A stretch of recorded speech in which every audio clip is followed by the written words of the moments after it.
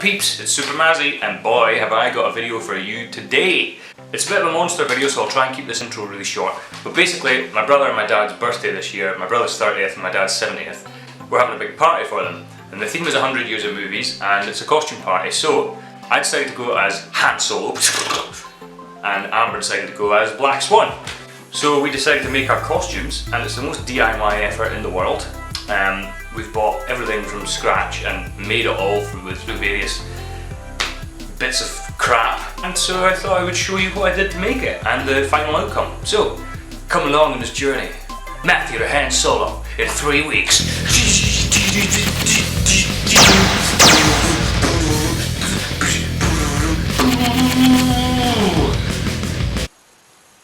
Okay, so the main components we're going to need for this costume are waistcoat, blaster, his holster, and then the smaller components, which are the custom jeans, the shirt, boots, and the accessories, and we'll cover them towards the end of the video. But what we are going to start working on is the waistcoat. So as you can see here, I'm just cutting the sleeves off of the t-shirt to make more of a vest, and I'm actually going to use the material that I cut off to make the pockets for the waistcoat as well.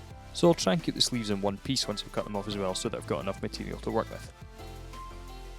And at this point, I'm basically thinking that I've ruined the costume already. This looks like a total dog's dinner, and I can't cut sleeves off properly. And also, I'm not really used to doing it for the camera either, because I'm finding myself in all sorts of weird and wonderful positions. So, good start, Matthew. Keep it up.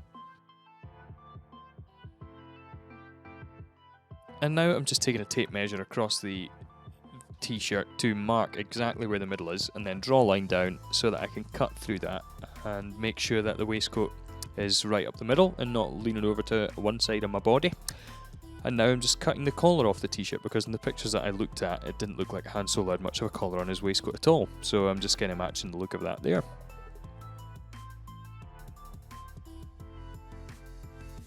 This is what we're looking at so far, so it doesn't look too bad, as you can see. And this kind of folds in quite naturally, which is fine, because it means I don't have to take care of any frayed bits. It's just folding in itself, so cool. So I'll obviously do the pockets and stuff next, and I'll try and put a picture somewhere so you can see what I'm kind of aiming for. But that's the general idea. Yeah, so now it's on to the pockets. So I have cut up some pockets, kind of, very rough and ragged, but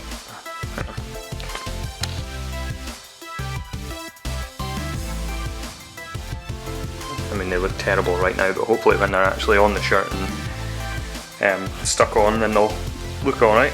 And kind of, it's a bit of fun if it looks homemade anyway. And just before I got that ready, I kind of looked at the pictures and thought that the waistcoat that I had seemed really long. Han Solo's only seemed to come down to above his sort of hip bone. So I decided to just trim the length of the t-shirt to make it match that more. And I'm spending what in fast motion looks like a grotesque amount of time just trimming little bits off the t-shirt, but it was just one of these things that I'd noticed, and I thought, that's going to annoy me, so I just thought I'd better get it done. Right, there you go, no harm done, that's it finished now. Oh, no it's not, nope, sorry, I'll just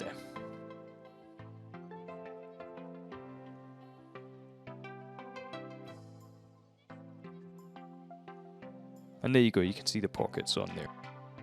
Okay, so now it's on to wonder webbing the pockets onto the t-shirt, and for those of you who don't know what wonder web is, it's just a it's a web-like material that you put on the back of fabrics, and then when you iron it on, then it melts into glue and it bonds all together. And it's amazing for this sort of stuff. I think it was £1.50 for that roll, and that was 10 meters long, and it was really wide as well, so I ended up just cutting a lot in half lengthways, and I ended up with about 20 meters really of which is just absolutely ludicrous amounts that I'll never ever need. But for those of you who, like me, can't sew as well, then wonder web like this is a dream for this sort of thing. Yeah, and it ended up being one of the more slightly tedious aspects of this costume, but that's mainly because I can't really iron properly and it takes me ages. But it was actually relatively easy, the process, apart from when you get wonder web stuck to the bottom of your iron and to the shirt, and as you can see I was just trying to smash it off there with the bottom of the iron to no avail.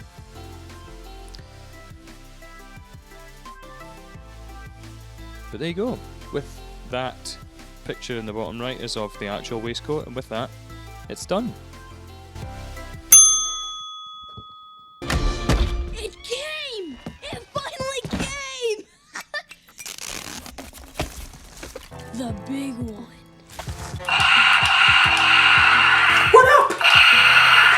So as you can see, this thing is far from ready. So I've got a video online, I've watched a video on YouTube about a transformation one. I shall post the links in the description below, and I'm basically going to be following that step by step to turn this into the actual, well obviously not the actual one, but a replica of Han Solo's blaster for my holster.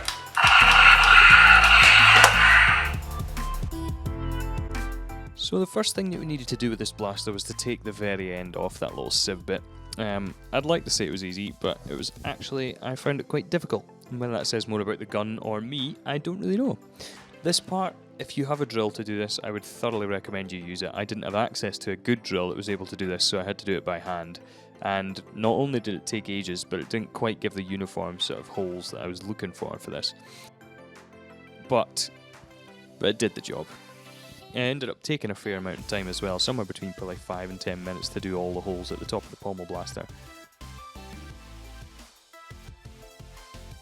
But there you can see it's the finished product. Well, not the finished product, but the Pommel blaster. And now I am marking the scratches on the handle of the gun. Now these should be fairly accurate to the actual Han Solo blaster scratches. And I like these little touches. This is just little things to, whether people will notice them or not, I don't know, but it's just little things to make it pop out to me. And I got this from the video, the tutorial video as well. I'm just going over these with a Stanley knife to make sure that they're nice and embedded so that they're still visible through the paint and everything like that.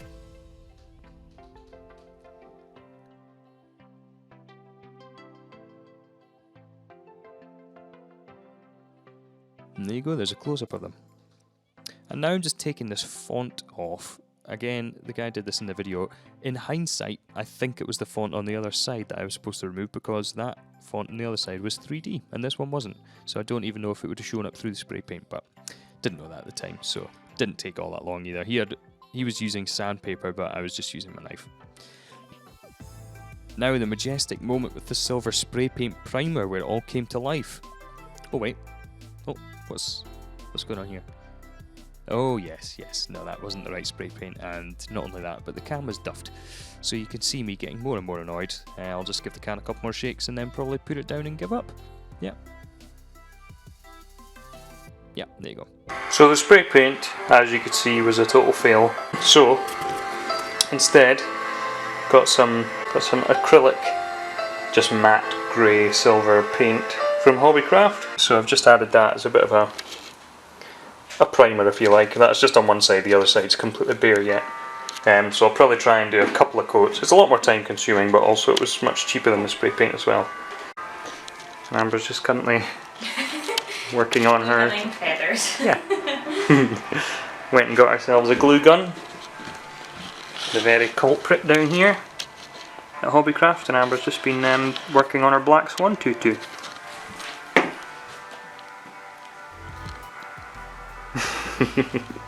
And once the base layer of the silver was eventually done, then it was time for the black spray paint. And I was very much hoping that this was the right stuff, but I thought it probably would be right enough.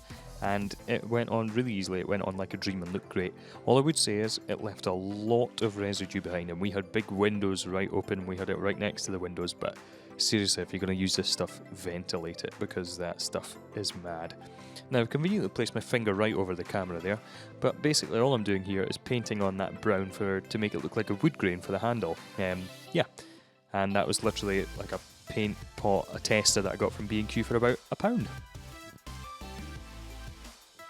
Now I've just noticed there's like writing in there, and it's textured, it's like 3D, so I'm going to hopefully scrape that off if I can. I'll obviously need to re-spray paint this bit, but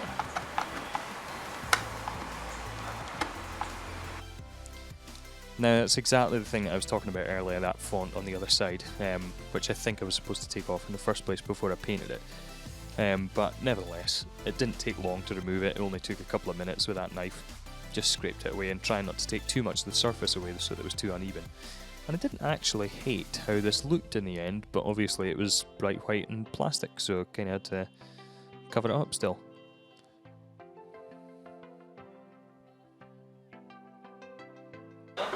right, just re-spray painted that bit. And while we're waiting on all that to dry, if we go over and see what Amber's up to. So she's just printed out a template of the Black Swan's crown and is now making it with a glue gun. I did one layer and then did another like with little bits over the top and then did a few of the bottom bits so it's a bit more solid. And is that what, are you going to leave it like that or are you going to do it anymore? I think I'm going to leave it to dry and then peel it off and then see how like sturdy it is. If it's too flimsy I'll do more, but...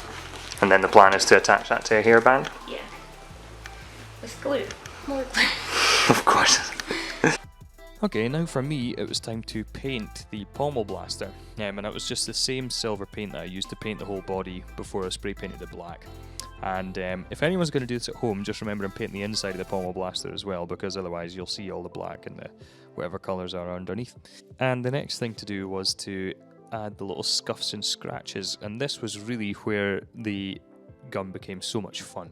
And it was just like tiny little amounts of paint that you needed on the brush, and then you could even dry that off, and it was just going over all these bits that were trying to make it look like it had been scuffed and scraped and, you know, taken out the holster and put back in and drawn against all sorts. And as you can see, I'm like wiping it away like it's some sort of masterpiece, but really it's not.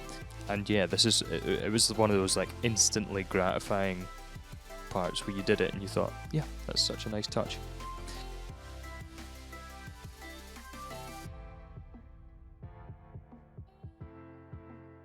Now I'm just going over the wood grain with my knife to give it a better effect, because it kind of lost some of that with the coats of paint that had gone on top. And then this was literally, I mean, barely a thing on the paintbrush, just going over the black to kind of highlight some of those edges.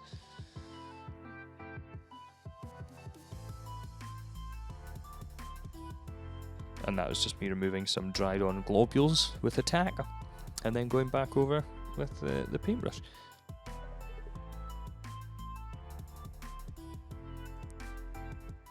And all I'm doing now, I'm just mixing the brown with the flesh coloured paint tester that I got in B&Q as well.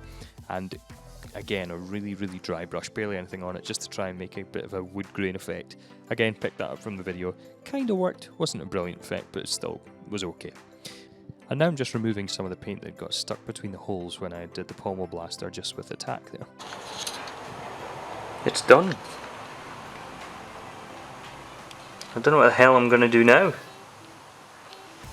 I couldn't really be much happier with it. Like, it's turned out so well, I think. God, I mean,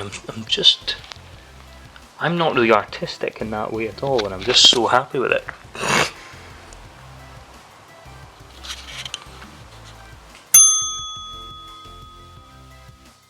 So now that the main components are done, it's just on to some of the smaller accessories, and all I'm using is a belt I got from a charity shop, cut it to length, and then I've painted it brown, and that's to attach to the holster which I got from eBay for about £8, which looked great. I was really pleased with it. You can see me gluing it on there, and that was just because Hansel had a bit of a thicker band around his leg, which I kind of wanted to emulate. And you'll also see a really quick clip of a couple of the accessories that I made to go in his holster as well. What you haven't seen, completing the costume, is I've spray painted it and stuck that onto the holster because it's got a bit of a buckle there. A few buttons and painted them, then I've super glued them onto the belt that I attached there, just because you had a few buttons here and there, and I thought that's a nice little detail. I then got the ribbon, red ribbon, and did lines, just a ruler's width all the way down in Sharpie, and then wonder webbed them along the sides, the seam of the jeans. He's got kind of some accessory in his belt, and I thought it looked a little bit like 9-volt batteries, so I've spray painted a couple of 9-volt batteries. So, I shall get the whole costume on and then show you.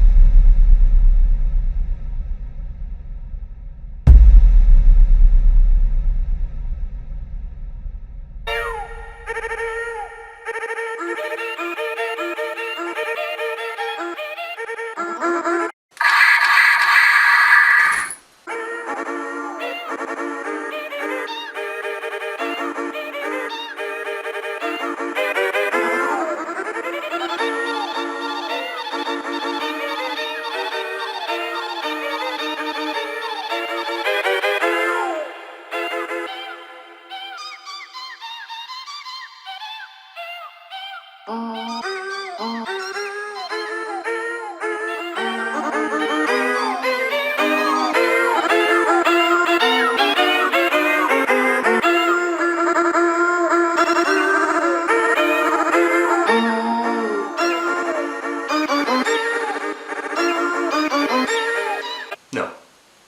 No, it wasn't.